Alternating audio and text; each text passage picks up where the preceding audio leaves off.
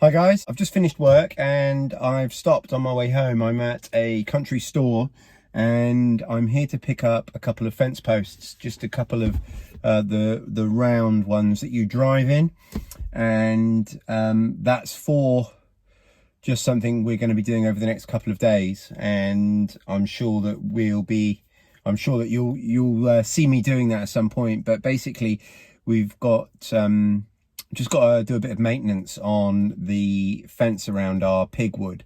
So I've got to just replace a few posts. So I'll show you how I'm doing that. And I'm also going to pick up a bag of goat food here.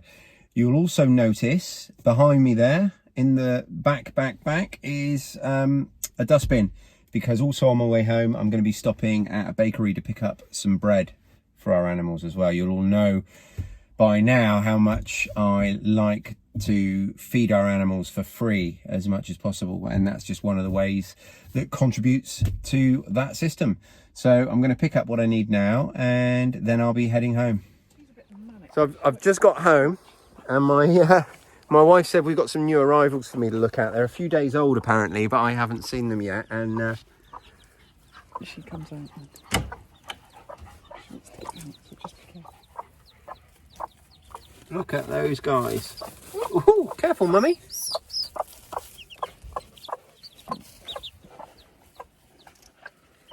Look at that. Even someone as hardened to it as me still finds these little guys incredibly cute. Aren't they sweet? Oh, steady, son. There we go. She's a good mum. I don't know if you noticed, she was actually quite protective when I picked up the chick. She was getting ready to peck me, so that's good, you know, that's a great sign. What a good mum. Good girl.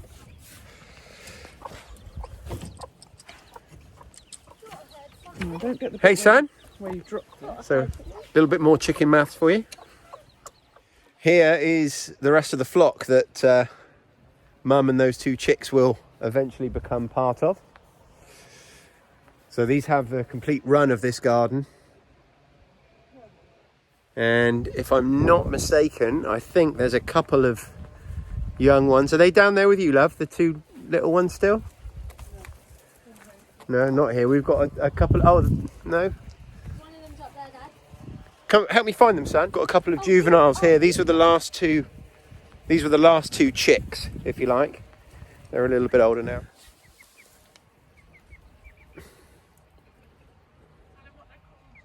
What are they called, Tom? No clue. No clue? Oh, I think you do. it's Do you want to be... What are they called? Cluck Norris and Clucky Chris, I think. Cluck Norris and Clucky Chris.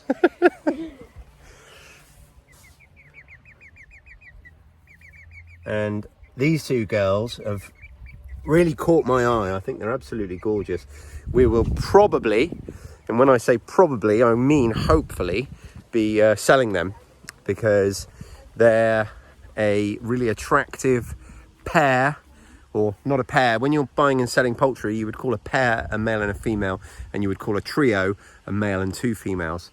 So we wouldn't call them a pair, but they are two really attractive females of a decorative breed that's really quite highly sought after. So they could fetch, you know, quite a bit of money, relatively speaking. And there's the rest of the flock coming over to join them. That's not the house they sleep in, actually. The house they sleep in is that one over there, but they've got the free use of both. And to follow on for today's surprises, I have come home and my superhero wife, as she has been referred to in the comments previously, has made me this caramel ice cream. Obviously it's not ice cream yet, it's going to go in this ice cream maker. But this is a caramel ice cream base, which is going to become caramel ice cream. And that has been made from obviously our goat's milk and the caramelized whey that I make, which I've shown you previously. I've shown you in the recent cheese making video, and I've also done a video on that topic alone, just about the caramelized whey. So how exciting. What a great way to come home. I'm going to be going out now to do the goats and some other bits and bobs. But I'm going to get out the kitchen because I'm filthy. So we're out to milk the goats now, and I've got my son's help, which is awesome, because what I'm going to do, hopefully, is I'm just going to kind of set him up, or help him get set up. It's nicer to have a bit of help when you're getting the generator and that going, but hopefully I'm going to be able to set him up, and then I'm going to trim some of the suckers that we've got around some of these trees. You see that hornbeam tree there with all those suckers coming up from the root? Hopefully I'm going to be able to work on that while he's milking. I missed you sprinting. So I'm really grateful that my son has come to do the milking with me. And when I say with me, I mean, really, I've come to help him. So he's going to do the milking today. I'm just here to help as and when he needs it. And it means that I'm able to do a job that's been on my list for a little while. And that is to come down this avenue of trees here and deal with some of these suckers, some of this growth that the tree is sending out at its base. We've got quite a bit, and this one in particular has been bugging me, so I'm going to get this done. This hedge behind me here, we're going to harvest some blackberries off it, and then this will all be cut back as goat feed later on in the autumn. But this, obviously, this growth here that I'm going to cut down now, that's going to be fed to the goats straight away. It's not something I'm going to be able to do one-handed, so I'm going to put the camera down, but I'm literally just going to chop them as close to the root as I can. So that's all done, and this is all the goat food that's come off the tree, and they're going to enjoy this, because just like we would enjoy eating the fresh young shoots of things, they're going to enjoy this just the same as we would. So that's the milking finished. That's my son there walking back to the house with the milk. He's going to process that for me today. So I've just got to pack the generator and the buckets and everything away, and then untether the goats. And then this is another job ticked off the list. I've already fed the pigs, so I'm a bit ahead of schedule there. Goat on a log. So the only thing I've got left to do is I'm going to just walk round our pig fence and a little bit of our wood with you, and show you some of the sort of forestry type projects that we've got coming, which I'll be sharing with you, and just show you the pig fence that I mentioned earlier. So this is one of our worst areas of fence. As you can see, I mean, this fence post here at the bottom, it's just completely rotten out. It's literally not attached to anything. So we need to replace that one, and there's a few more along this same run. Now, luckily, the pigs aren't testing this bit of the fence, but if they did, then they're big enough now that they give us a serious problem. But this one is really secure, and so are most of the others. It's just those two there. So those two need replacing, and then I'm gonna take a walk round and do an inventory and just make sure that I haven't missed any, and we're going to replace all of them that need replacing. But those are the only two that I know that are like that. And as you can see, they're getting to a size now. They're almost ready to be slaughtered, but they're at a size now where if they decide to, then they're going to cause this fence some serious problems. But again, we're lucky that the space they've got and the amount of food they get, they're not looking to get out. There's no reason for them to. The other thing was just to have a look at our actual wood. We've got a lot of trees to fell, and I just wanted to talk to you about the process of how do you know if you've got trees that need to be felled.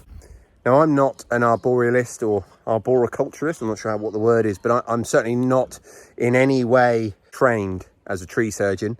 So what I'm going to be showing you is basically my understanding and how I feel and why I'm going to make the decisions that I'm making. But there's a lot of these trees basically that need to come out. Now, this wood was planted. It was planted, and when it was planted, it's clear to me that whoever planted it with a view that the trees would be thinned. They need an awful lot of thinning, because if you look at these trees behind me, you can see just by the trunks the way they shoot straight up, and they stay quite spindly. because they're fighting for the light. Basically, they're just shooting straight up to get to the light. You wouldn't really expect to see, I'll show you a good example actually in a second, just where we're headed, but you wouldn't expect to see oak trees with a habit like that, you know, a habit of just shooting straight up. It's really unusual. So, well, not unusual, but you know, the reason an oak tree is doing that rather than sprawling a bit more is because there's a fight for the light. They're too close together. They're out competing each other for the light. And of course you've got these ash that are shooting straight up as well. This oak here, it just shoots straight up. And yeah, so we need to do a lot of thinning, which is going to allow the trees that are left behind to really take advantage and get nice and strong and healthy. Because at the moment, all they're really doing is they're becoming huge matchsticks, which won't do them any good in the long run. We've probably got about 60 trees to take out in this little woodland here, at least. And, you know, we don't need to stop there, but we'll probably do something like 20 in the next couple of weeks. The idea being that's going to give us firewood for a year or two, and then we might do another 20 next year and then another 20 the year after. We'll leave it to run cyclically with our needs. But the other thing I wanted to mention is that we're going to prioritize for felling. We're going to prioritize the ash, and the reason for that is because of a disease called ash dieback. Now, you can hear reports of people who, you know, should be in the know, the sort of people whose opinions and reports you should take seriously, are saying that we could lose anything up to 95% of our ash trees in the next few years due to ash dieback. That bit you just saw there contained some trees that were planted a lot earlier, but the bulk of this wood was all planted at the same time, and it's basically a 50-50 mix of ash and oak. So for that reason, it just seems silly to take out a lot of the oak when the ash is at risk of dying back anyway. The girls just love to spend time with me. They'll follow me all the way around this wood. As long as I'm around the wood chatting, they'll be there chatting back. Can you hear them?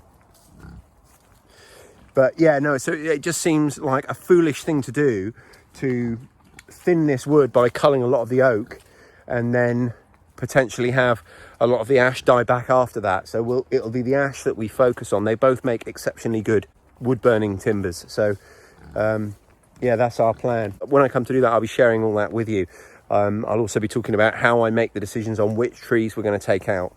Not just on the species, but I mean on the location, based on where they are with some others. We've already got some stumps in there, which in the winter grow, forget the Latin name, but velvet shanks is the common name. Mushrooms, which are a beautiful edible mushroom, and you can buy them in Asian food stores. So we won't be damaging those stumps, but I might later on in the year I'll show you some of those. As always, if you find these videos valuable, there's several ways you can support us, and the easiest of which is just to like this video, leave a comment down below, and of course subscribe to our channel. Interspersed with our daily vlogs that we're doing at the moment, we've also got regular instructional videos on all sorts of things to do with what we're doing here at the homestead, a lot of foraging videos and things like that. You can check out our playlists if you want curated stuff around certain topics. You can also come find us on Facebook, where we're Self-Sufficient Hub, and we've also got a podcast which drops 3 times a week, Mondays, Wednesdays and Fridays, and again that's called Self-Sufficient Hub. So come and find us elsewhere. We're out there. Come check us out. So that's going to wrap this video up for today, and I will speak to you again. We'll speak to you again tomorrow.